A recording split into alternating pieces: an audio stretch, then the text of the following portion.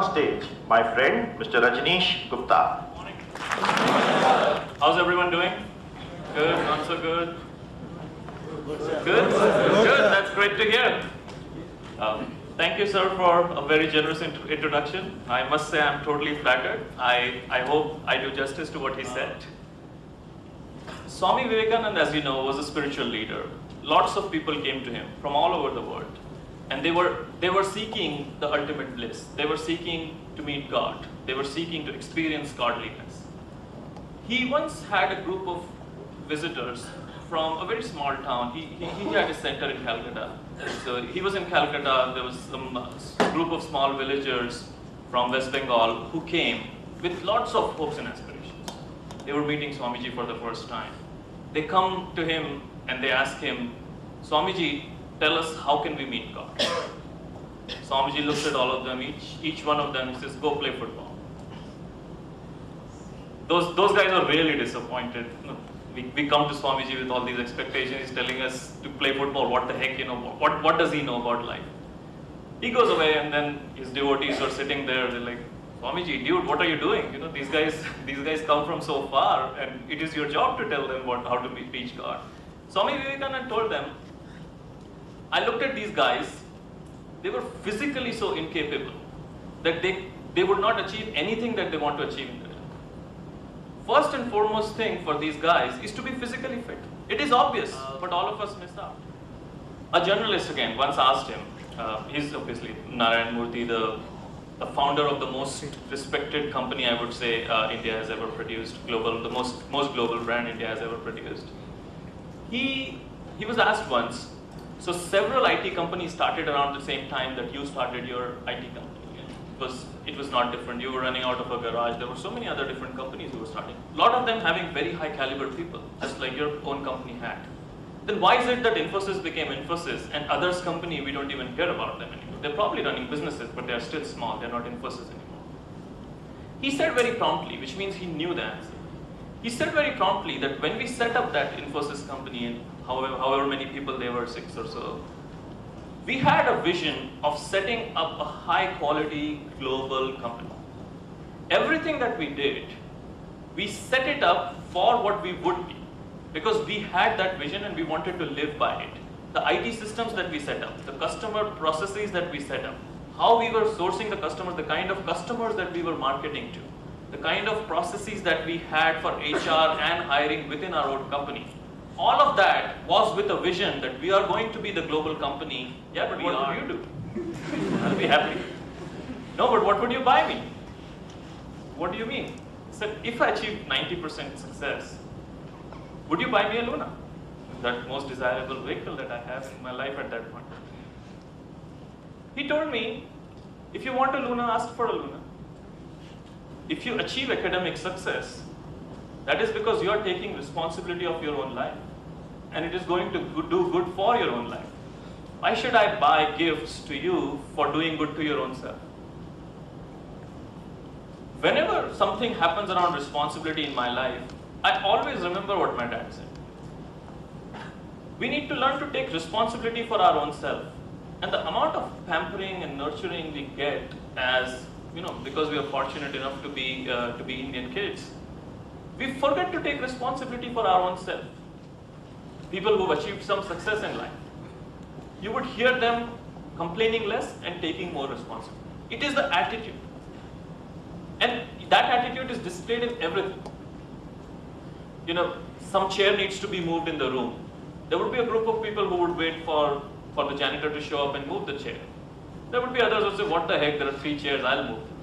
It's just attitude. Everything you see, you take responsibility. When you try to pull stress out of your system, you realize how stressed you are. 80% of you here, you probably haven't thought about it like this. The biggest problem you face is peer pressure. Or peer/parental/family pressure. Because you want to live your life by what the other person thinks is right.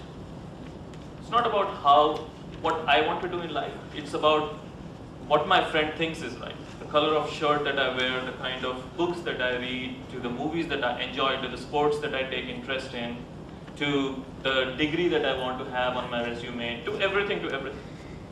You let your life be driven by what other people. Learning to de-stress makes you a lot more effective. And as you go into organization, everybody wants to be working with a very happy individual. Some of you will be leading people right away out of college, and some of you take some time and then lead people.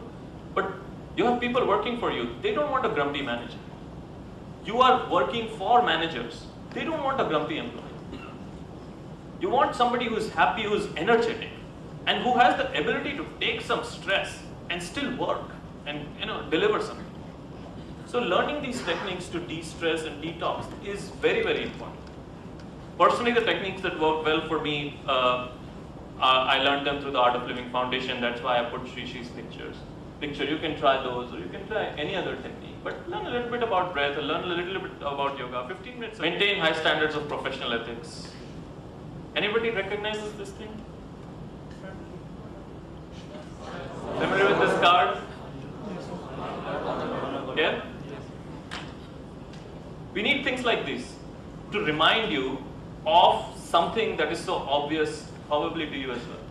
But you have something like this, it reminds you, which is the reasons lots of people wear rings with God's pictures, or keep God's pictures on their in their offices. It reminds them of ultimate reality. It reminds them of Guru. All of us have learned that Dhirubhai Ambani was offered a promotion in the gas station that he used to work for. He declined that promotion to set up a business that he had no clue about in Bombay, and he made it very successful. He took a risk as well. A lot of time, success would depend on your self-confidence and your ability to take risks. Now everybody talks about it, and the immediate thing is that, okay, I take risks, and everybody talks about people who are successful. I could have put pictures of two people here who nobody would recognize. Those would be the people who failed. So what if I was the one who failed? That's the part and parcel of taking a risk. You take a calculated risk. You weigh what are the benefits of achieving success through taking this risk, and what would be the problems if I don't. You told about taking risk in life, and only a person taking risk can know that how much he is enjoying that risk and how much he will be successful after taking that risk. But people around are not motivated with the risk an individual has taken, and give shots, means something which you feel is nonsense and you are making sense out of it. So how to handle those things which demotivate us? I would say by trying not to handle it. See, how does it matter what you think of what I am doing? Does it really make a difference to you? How long? You may right now think that my hairstyle is not good, which it is not. How long are you going to remember it? Right? At some point of time, you're going to forget it. If you don't, you take it to your deathbed, that guy doesn't know how to do his hair. How does it affect my life? It does not. It's just the attitude. We call it being a football of somebody else's opinion. See, that's how we live our life. What he thinks is right, I start rolling in that direction. Somebody else kicks me in other direction. I don't live my own life. I live the life that other people think is right. If I take a risk, I'm going down a path. I would say not trying to manage other people's perceptions, unless they are the people who you need to involve in your own project. They may think in a particular way, let them be. It is their problem, it is not your problem. Right? It's a pleasure, thank you. Thank you so much.